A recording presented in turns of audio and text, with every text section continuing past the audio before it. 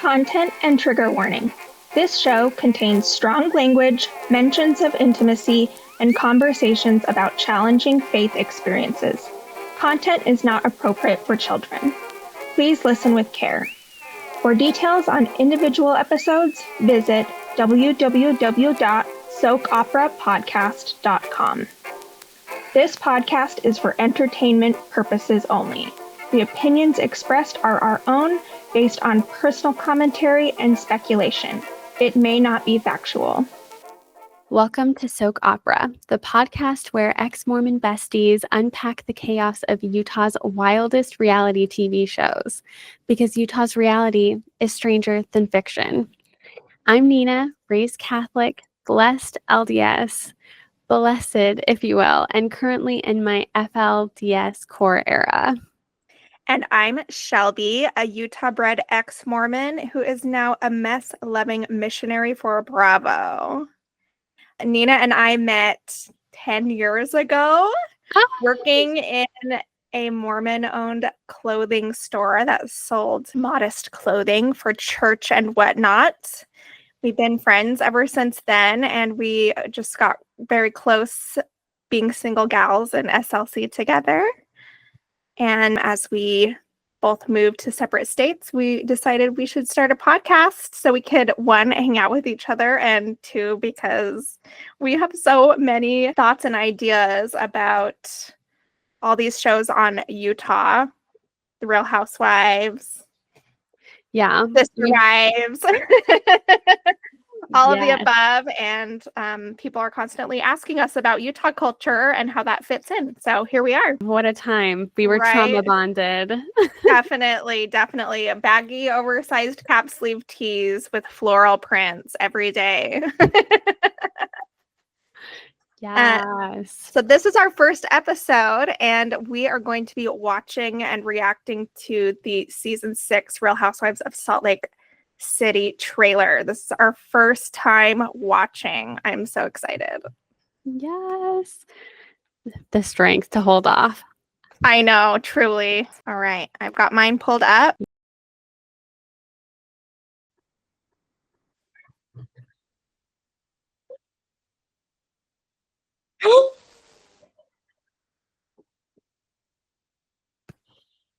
I'm gagged. I'm so glad to see that the costumes are continuing. Powdered wigs. Those like blow up costumes. Knife in the head. Like, I'm already like, of course.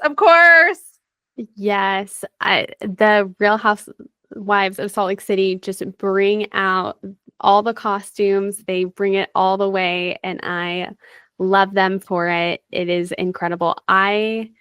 We need to get some faux fur vests, I think. Absolutely. Channel our inner Bronwyn. Oh, I wish I was as fabulous as her. I am so excited for people to pick more at Lisa's lawsuits, because, as you know, I know one of the people who is suing her. Before we get into more thoughts, make sure to join us on the fun. Subscribe, rate us, and share this episode with a friend. Think of it as spreading the gospel, but funnier. So the opening of the scene with the powdered wigs, immediately I love how, is it right? No. Do I still love it? Yes. When they're screaming, pointing the finger, they're just like, I'm letting you know. Oh my gosh. Like, these ladies never fail to bring all of the energy, all of the heat. Lisa is killing me. Her husband's a water sign. Okay. Yes. I do think it's interesting too to see Angie step more into her power as the show goes on. It felt like she very much was letting the show happen to her the first season, and now she is in the driver's seat. Something about that mobster wife party, like, she just fully took reins of her storyline. Mm-hmm. Yeah, and it is so appreciated, and she is so hilarious. I know some people hate how low she goes, but she is so freaking funny. I think she can get away with it because I think that, like, every time she comes, when did she call Meredith a trampoline with eyes? She's going to give Mary Cosby a run for her money soon. Mary Cosby has the most clever insults I've ever heard. I've never really had the desire for somebody to just like crush my soul with their words, but I would love for Mary to insult me. Yes, it's like, please, Mary Cosby, devastate our self-esteem. Yeah. I just laugh. I just laugh. I mean, and all the ladies have plastic surgery. Like, Angie looks amazing. So it's just like so funny when she points out like all these women having their ears pulled back. Yeah, like, absolutely. Thank goodness for this bonnet and these headphones, because I'm like, I feel like I gotta hide my ears now. So that I don't have a facelift, but I do have 12 threads on each side. Like, just like, if you're going to talk about my plastic surgery, make sure you're talking about the right plastic surgery. Who is this like mystery man they were hinting at? I feel like there's always rumors about Angie and Sean having affairs. I feel like it's getting a little tired. So I'm like, I need receipts, or I need for this storyline to end soon. You never know what agreements these people have. But it's just like, okay, like, is this real or not? Like, come out with it. And we all remember when Lisa was accused of sleeping with someone for those jazz tickets. Oh yeah, come on. No one would do that. And like, I mean, I've been to many a jazz games, and as you know, I grew up low income, and like my dad always had free tickets from work. Like, just yeah, this is not a Lakers sexual game. favors needed to be performed to be allowed in. Just have a pulse and be in that area at the right time, and they will give you some tickets. Yes, exactly. I die. If you have a butt, put it in a seat. Go ahead.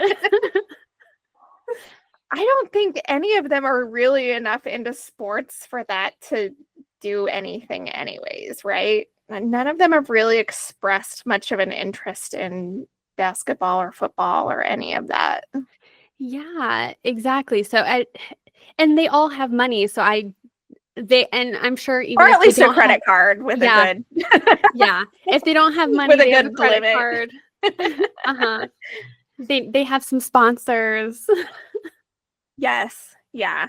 So I don't know. I'm very curious. I mean, it's just interesting because it's like, oh my gosh, like, are they seeing someone on the side, or is that just someone they're doing business with? Is that a coworker? And we're also like assuming so much that like, we're assuming that all these, like, we're assuming that there are people who are trying to have sex with all of these people. And sometimes you have to, like, even I myself have to remind myself, like, girl, sit the heck down. No one is looking at you. No one is checking you out that much. I think too, like, God, they're also busy too. Like, they all have like 3 jobs, are on this show, doing special appearances, doing cameos for people like me and you. Yes. I'm like, when are they gonna have time to do that and like cover it up? Yeah.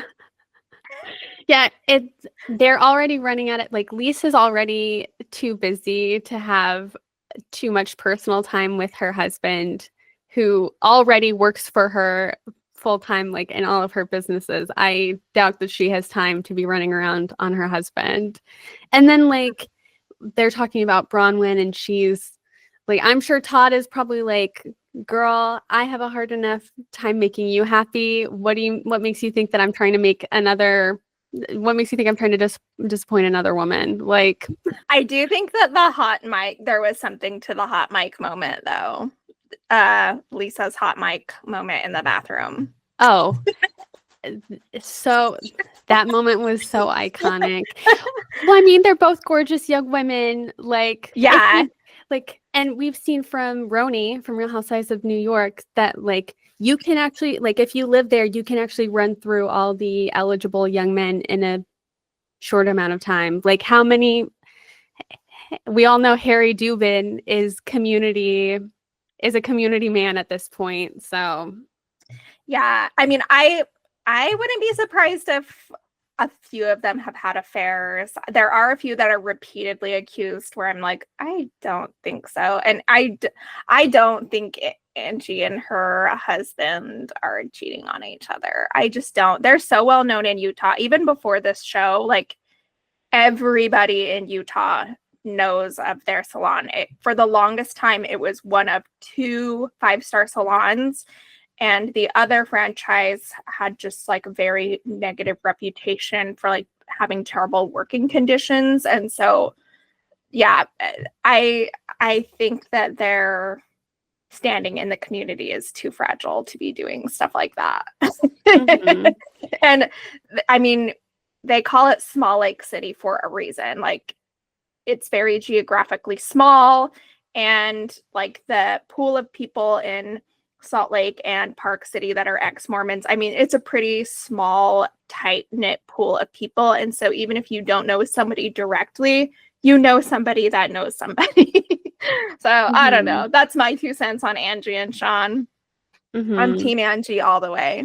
Yes. No, me too. And exactly, this is like another situation where I believe that they're too busy to be sleeping with other people because they are opening salons left and right. They're managing everything. Yes. Great salons too. Like well-run salons. Yes. Exactly. That requires full time. That's round the clock. And they have a salon even out here in Ohio, in the Midwest. Oh, So yes, I live.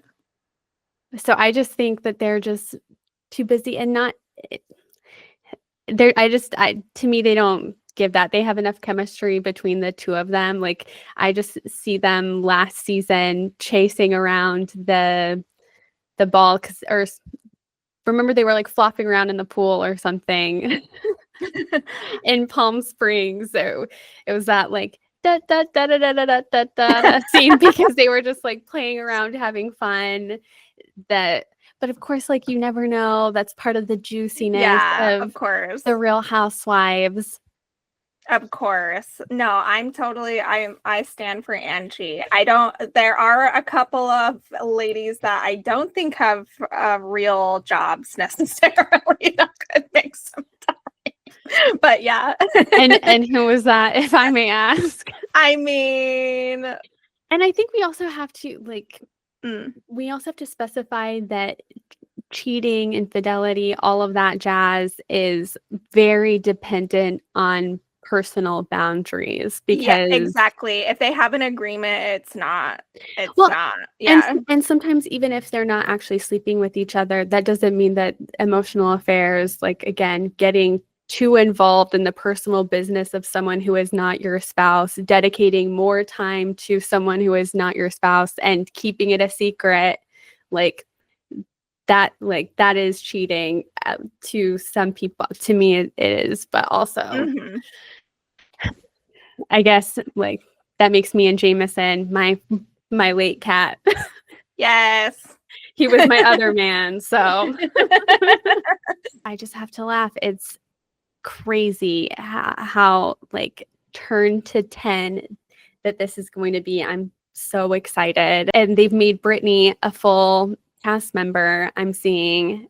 I'm just like, yes. And Brittany is the last person to be bringing up a mistress because it's like, girl, how are you going to have your man cheat on you if he's not even your man? Yeah, Brittany.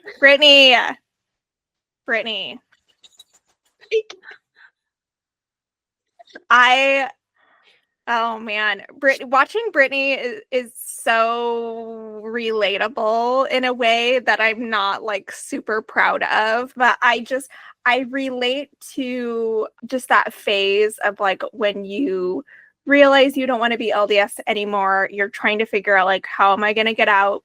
And for so many people, it's not just like where you stand socially. Like for a lot of people, they got their jobs through the church, like not necessarily that they work for the church, but like maybe the church connected with them or pulled strings for them to like get ahead in the line of resumes or whatever. It's their jobs, it's all of their friends, it's all of their family. It's it's not just like you can stop going and all will be well. And so I watch her like drinking wine and then being like, how dare you bring wine to my house? I do watch that, and a lot of people are like, what is wrong with her? And I'm like, I get it.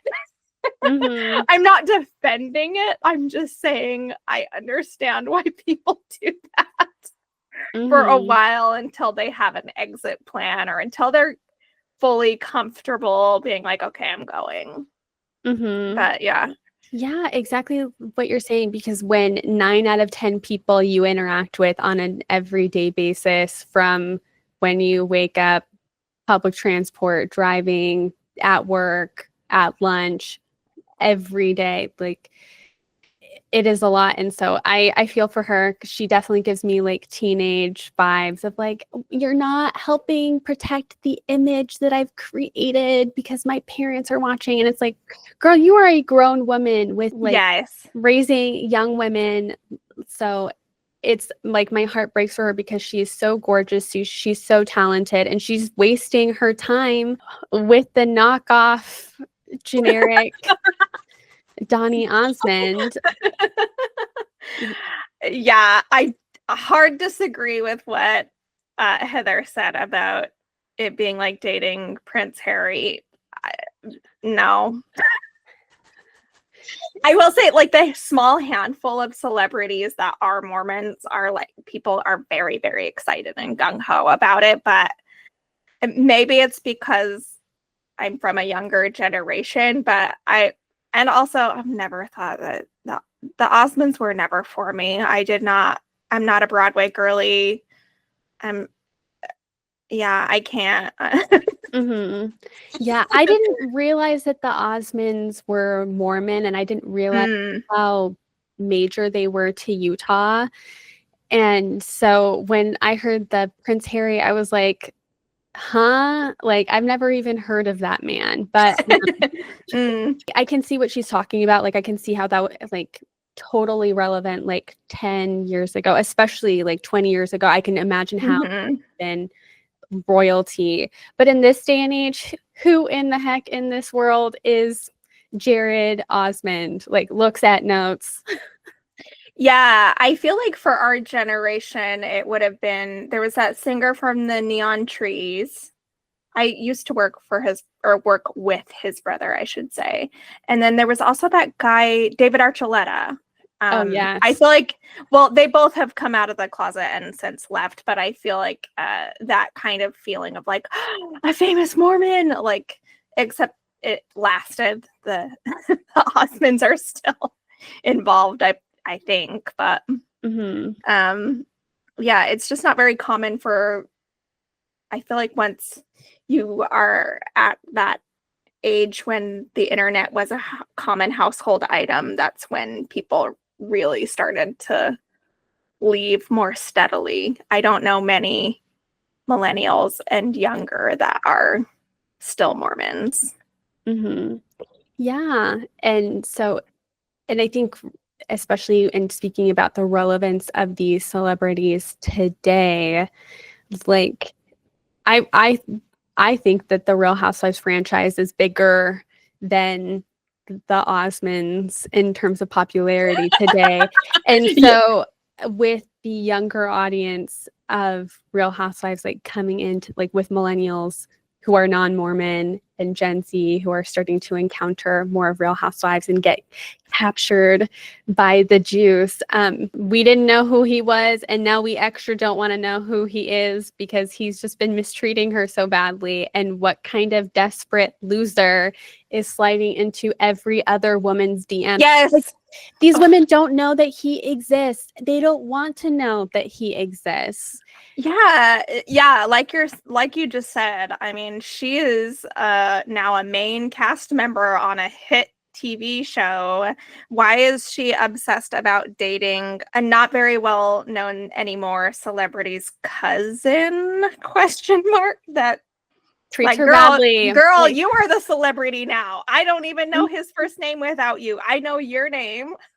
Yeah, exactly. Like, why not go to the Jazz games, find yourself a nice basketball player, like anyone else, like restaurateur scene, like there's so many. Go to a different ward and go find someone there, because she's she's obviously in thinking about the love story between her parents, where her parents were married they married like very quickly. I think she said like within days or months or something like that. And they were like, they basically were the Partridge family. It's like, girl, you're not currently living that love story out with Jared. So go ahead, find yourself a new man to have that love story with, because it's not happening with this guy. So yes, I wonder too if her need to pretend to be more of a valiant Mormon than she actually is has anything to do with dating him too, because that definitely sways, like, even though they may feel like this is no longer for me, I don't believe this anymore, if they're dating somebody who's still in it or somebody who's also on the fence, that can definitely sway people to pretend for longer or stay for longer. I, in my early 20s, dated not one, but two BYU students that were like brand new returned missionaries. And both of them obviously did not want, I had already left the church by then, but both of them wanted to leave the church but couldn't because as BYU students, their credits didn't transfer elsewhere. And so they were like, okay, well, if I leave, I have to start my whole degree over again and pay for all of it again, take all the same classes. And I think for both of them as well, their parents would only pay for their college, or help them with college, I should say, if they went to BYU. So, yeah. yeah. And so there's like tangible costs and benefit to like staying in the church or pretending. And it's hard because like for me it's easy to say like, okay, just keep pretending. You've kept it up this long. Way easier to pretend to be Mormon for a little bit longer while you finish. Like you're already like if you're going to BYU, you're already surrounded by everyone LDS. You're already like, which again is probably like a waking nightmare. But it's like in my mind, in terms of the cost benefit, it's like, okay, like put your head down and keep going, because if you're continuing to investigate your faith, then you have your eyes set on a prize worth waiting for. But again, like I have gone on dates with returned missionaries, and it's just like, at least for me, it's like there's nothing in common, no shared goals. And like my high school sweetheart was 1 foot in, 1 foot out, and I remember he was so mad. He's like, oh my gosh, like you're just not supporting me in my faith. I'm like, sir, I'm going to church with you. Like, what are you calling that when I spend like Catholic mass is 1 hour. I'm spending 3 hours like having to listen to all these people bear testimony, which is really interesting to me. I'm very intrigued by the faith, but it was just a clown behavior to me because I was just like, I'm here, I'm supporting, I'm dressing modestly, I'm helping create the image further along the narrative, but I just don't understand. So But again, like Catholic Yeah. guilt is so different from like navigating Catholic guilt as someone surrounded by all Mormons is totally different from being Mormon and wanting to leave the church while surrounded by all Mormons. Because I was already outcast. No one really cared about what I did because they didn't want to have anything to do with me anyway, which I was kind of fine with. So, you know. Yeah. I'm fortunate in that I started to leave when I was a teenager, and my parents did their best to keep me going to church. They would ground me or take my car away or whatever. But luckily I left then, which I didn't realize it at the time was a great benefit to me because it's so much harder to leave even as a young adult. Like once you start school, it's a lot harder. Once you start dating seriously, it's a lot harder. A lot of the gals I went to high school with got married within a year or two of graduating from high school. So it was definitely to my benefit. And when I was in high school, it was really devastating because a lot of my friends weren't allowed to hang out with me anymore. A lot of guys were not allowed to take me on dates. Not that I would have gone anyways, because I was such a weirdo. But it was good to get that out of the way. And then when I moved out of my parents' house, I moved out very quickly after high school. But when I moved out, it was like a whole fresh start. And it was such a fun time. I just felt like a kid in a candy store, even though I was like so broke. So unbelievably broke, making minimum wage. I can't believe this, but my rent was like $350. Not that would exist anywhere, but yeah, I just remember feeling like so free, and I fortunately worked at a place where I was able to make a lot of friends quickly, but it was really painful to like not have any friends from high school really, and then be a late bloomer when it came to dating for sure. I didn't really date anybody till I was 19. So. I did not know that you didn't really start dating until you were 19. But I'm so happy that you had that fresh slate. I was similar because going to high school in southeastern Idaho, I was surrounded by like everyone except for me and like maybe a handful of people is LDS. And I remember like I didn't get asked to dances even after turning 16. And it was just like, there were times where I felt like I was more Mormon than the Mormon kids because I was just I believe that. I can see that. Because you're trying so hard to fit in and they just do by default. Yes.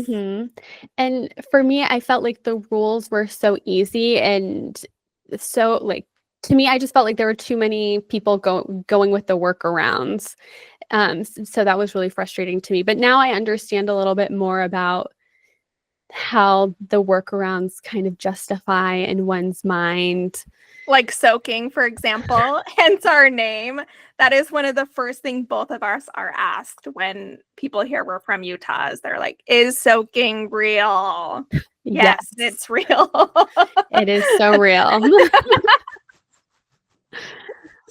Yes, absolutely. So it is just incredible to me. And yeah, when I went to Salt Lake City to go to college, that was a fresh start for me because I was like, oh my gosh, like being in the big city means like, oh, that's where all the U is where all the heathens go. I'm like, all of us are great kids. We're getting an amazing research. It's a great school. It's a great school. Like an amazing education for a great deal. So I was pretty happy. Wait, before we get too far in, for the people who don't know what soaking is, I do think we should explain. So soaking is something that a lot of LDS couples who are not yet married will do as a workaround for sex. And it's basically when there is penetration but no motion or finishing. Yeah. It's a way and apparently that's not doing sex. it. Even though you're definitely doing it, just because there's no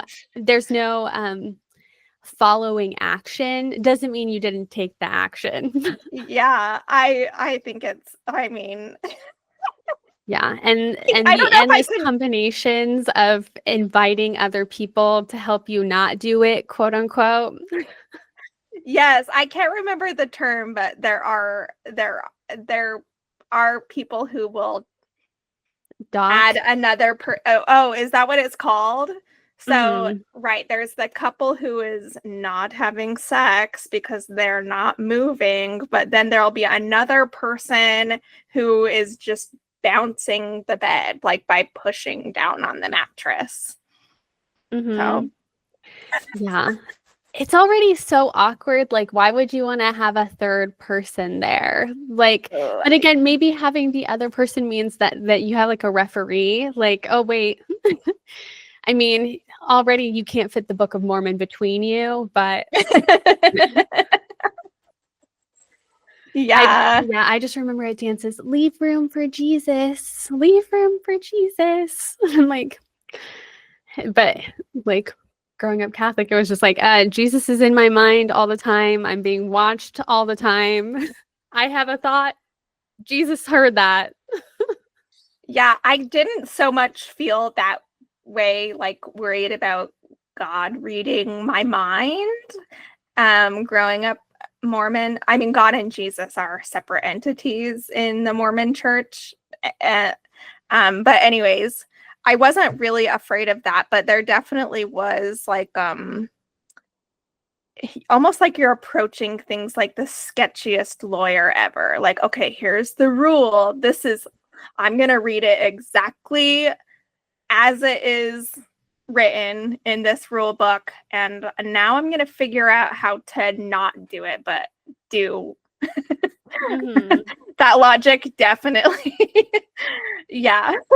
Mm-hmm. Yeah, it's like how to still get what you want by using interesting methods that are not specifically and explicitly outlawed. So like Yeah. they're like, "Oh, you can't have sex." But again, they're trying to say that like penetration isn't sex. Like and that's it's like again, they're trying to say that all these things are not sex, but again, all of those things can be involved in sex. And it's just really disheartening and it's so saddening because we're seeing the actual impact that it has on people through this longitudinal study of Real Housewives of Salt Lake City. Because it's Yes. like if you're able to get pregnant, like if you're naked, like if you wouldn't let your parents see you do that because you're under the age of 21, like you're that's all the stuff that I was told, like you're not supposed to be doing that. Um, but it's like again, like they demonize solo play, like masturbating, that's a no-no, but having someone like like soaking's okay, but you can't masturbate. Like, okay, you can't play downstairs DJ, but you can involve another person and another person and another person. Yeah. And it just makes people, I don't know, it makes people very kinky, I think. Yeah. Well, okay, so as Utahns, though, I do want to circle back to the Real Housewives and ask you, like, as a viewer and somebody who is incredibly familiar with Salt Lake, what do you feel like is representation of Salt Lake and Utah culture, and what is like, no, I don't know anybody who does this. This is not anything. Um, to me, it feels so much like Utah when they are just again talking behind each other's backs so nicely, but not really. Oh, Oh, you didn't hear it from me, or she didn't mean it like that. But again, they're continuing to just, yeah, the I'm coded worried like about her. meanness. Yes. Yes, I'm worried about her. That is always like the way to gossip, right? Hmm. Gossip, but pretend you're not. Yes. I I will say the accents really make me feel at home. Hearing Mm-hmm. Whitney say Helen, I'm like, oh, I'm home. Every time. Whitney's accent is particularly thick. Mm-hmm. Yes, Whitney, her voice is just so calming, so soothing. It's chicken noodle soup for my soul. There is I do while you're mentioning the gossiping without gossiping, I immediately thought of a term that is frequently used in the LDS Church to describe like unmarriable women who are like difficult or whatever. These ladies were called special spirits. So of course you're supposed to get married young, right? You want to get married young and quickly, and if it took you a long time to get married, then you were a special spirit. Mm-hmm. Which is the coded way of being like, she not cute or she is difficult. Yeah. It's really easy to be a difficult woman in Utah, I know. Yeah, special spirit just unlocked so many memories for me. Yeah, because they basically expect you to graduate from high school and immediately get married. And of course, you're getting married to another 18-year-old, or even better, you're marrying a 21-year-old return missionary. And so he's gone from being like having all of his laundry, his bed being made, all done by his mom, and now it's your job to do that. And then pop out as many children as humanly possible. And then also on top of all of that, while you're taking care of a fully grown man as if he's your own child, and then taking care of all these your children, you're supposed to be devastatingly beautiful and gorgeous. Yes. Like be an amazing cook at home, like bake bread every single day, never break a sweat. Mm-hmm. Yeah. I just remember being like, that's never going to be me. Don't ever expect that from me. Bye.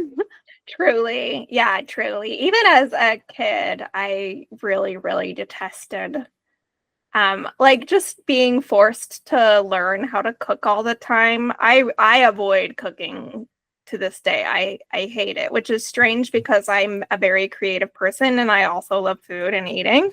But I just like all of the activities for teen girls, I swear, like because you have church on Sunday, but then you also have like young women's, which is like when you gather as teen girls and learn life skills. It's kind of like the girls version of Boy Scouts. And yeah, it was like all of the activities were cooking, taking care of kids, learning how to get stains, like different kinds of stains out of fabric. And they didn't even teach us how to get wine out of anything, which is the stain I need to remove the most as an adult.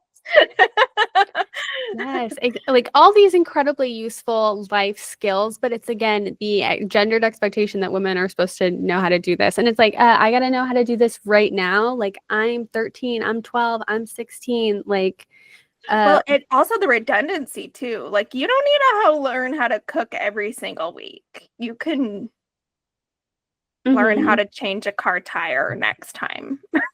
Mm-hmm. Yeah, exactly. How about that? So it's just so unbelievably frustrating, and it just takes away so much from young women in their lives, because it's all just trying to center our inner lives on how do I get married? How do I become pretty enough or lovable enough? Like, how do I prove myself to a young man who sees me as nothing but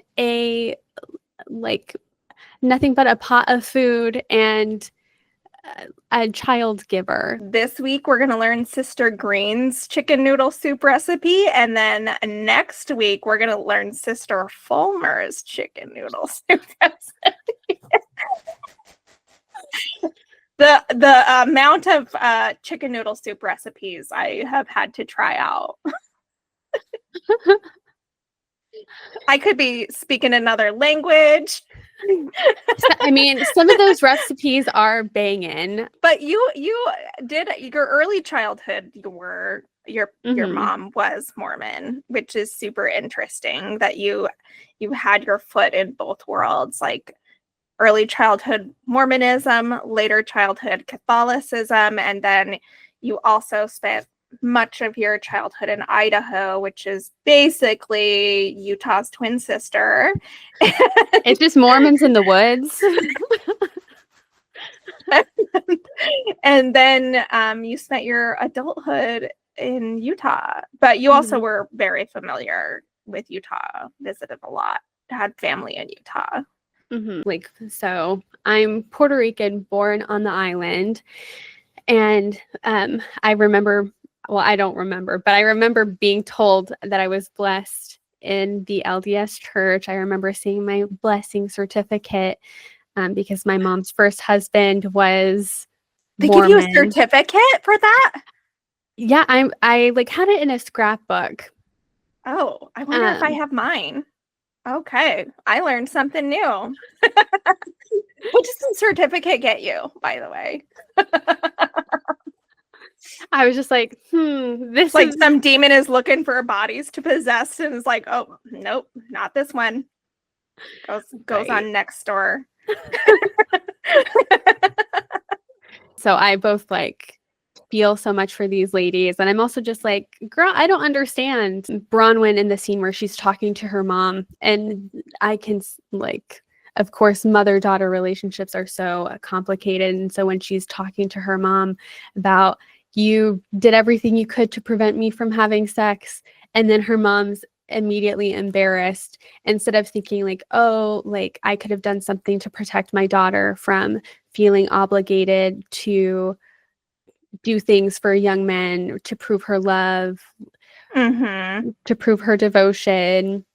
Instead of thinking like, oh, I should have done something more to protect my daughter, she's punishing her daughter. It's hard seeing a fully grown adult woman cry to her mom and still feeling rejected for not fitting into these incredibly difficult standards. Because if you're being told like, oh, okay, like you're not supposed to have sex, but this is a way to get around it, and you're not practicing safe sex, you're not protecting yourself from anything. I know for a lot of parents, it's just embarrassing. Like when your child leaves, it is like something that everybody is very aware of. Your ward, which is another word for congregation, I mean, they know you so intimately. Like you live near each other, you see each other multiple times a week. People definitely notice, and it's very embarrassing for parents when their kids leave. But Bronwyn, it's just, she has so much going for her. Like truly wealthy, smart, beautiful. She has a heart of gold, and it's so sad that when you leave the church, you are made to feel less than, you internalize that, and then you start to accept less than you deserve. Just the way that it, like even the women who are not Mormon, even Mary Cosby, the racism she's experienced. Oh my God. Yes. And truly. It's like, yes, you can believe she's in a cult. Yes, you can also recognize that she's experiencing racism. Yeah, they don't cancel each other out. Same with like Jen and Monica. I mean, I always think about Jen trying to scrub her skin as a little girl. That's so devastating. That's awful. She can be a victim of racism and also be a criminal. Yes, exactly. Yeah. We don't live in a black and white world. Like, I'm not like, these women are angels or these women deserve death. Like, I just, it can be two things at once. It can be a very nuanced situation. And I also think it's just fun to talk about the culture too, because it's so, Utah is its own world. And I love how Real Housewives of Salt Lake City shows how complicated these women's lives and just how complicated it is living in Utah, navigating these spaces, whether you are Mormon, ex-Mormon, non-Mormon, Mhm. and Yeah. just trying to like make it through, because it's just a wild and crazy place. Yeah. I mean, I will say one thing I do appreciate about the Mormon Church. I mean, obviously there are many things I would not defend that they do, like, you know, blocking people's human rights.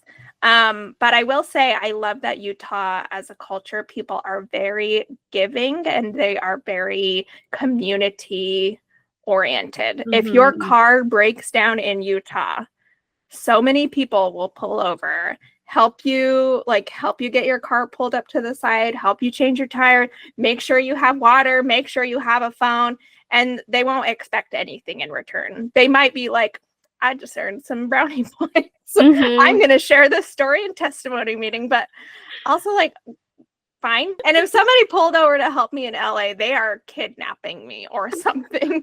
No, it's that, let me help you. I need your parking spot. Yeah, they want my parking spot. That's the truth. With that, if you want to see what is coming up next or ask us any burning questions on Utah Reality TV, you can find us at soakoperapodcast.com or Instagram at soakoperapodcast. Blessed be the angel that hits the subscribe button or leaves us a positive review. Yes. From Bonnets to Botox, you've been listening to Soak Opera.